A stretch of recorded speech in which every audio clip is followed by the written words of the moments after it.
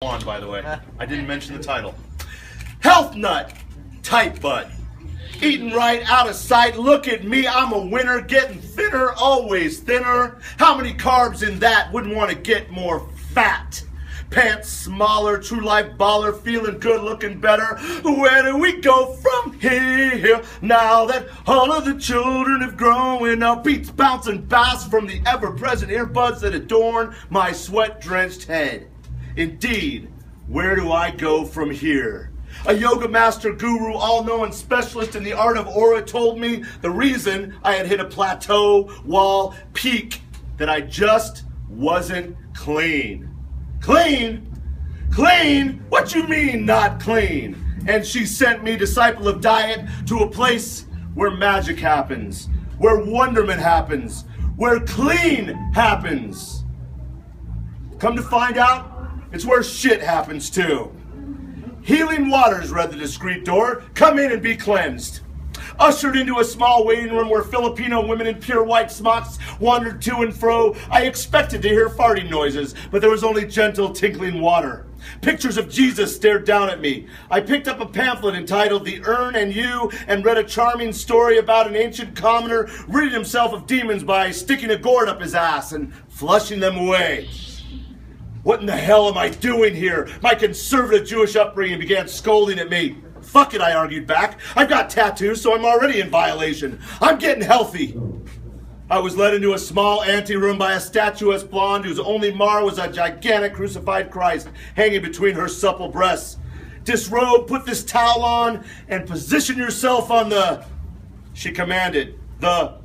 was a sort of medieval come modern bathtub in which one reclined with one's feet lifted out in porcelain stirrups, leaving one's derriere hanging naked and alone, suspended over a huge drain hole. Once laying in this most unholy of contraption, the woman returned to the room carrying something about 2 feet long in her hands. It was a wand, not a magic wand, an ass wand. Once I was schooled in the ways of impaling myself on this plastic intrusion, I steeled myself and in it went.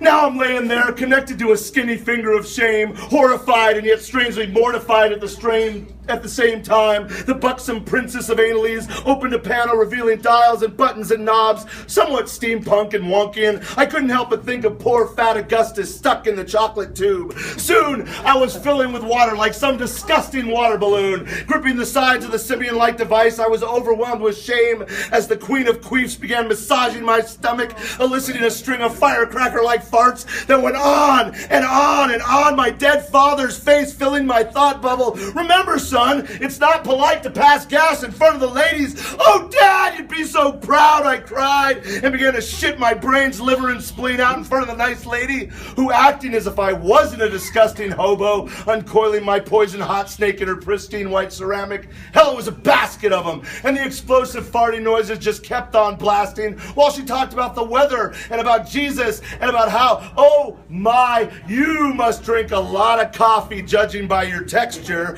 Sweat stood out of my brow. I wanted to run, wanted to hide, wanted to die, sitting in the most vulnerable place I have ever been. Plop, plop, plop, rubbing my tummy. Plop, plop, plop, the heavy smell of candles and incense, a mockery of what was really happening. At the end, she tells me to clean myself with moist towelettes in the bathroom. I feel like the sad, drunken sorority girl cleaning herself after pulling a train. Every wipe doing nothing to reduce the shame, the shame, the shame. So I stand here now just telling you the tale makes my starfish cringe.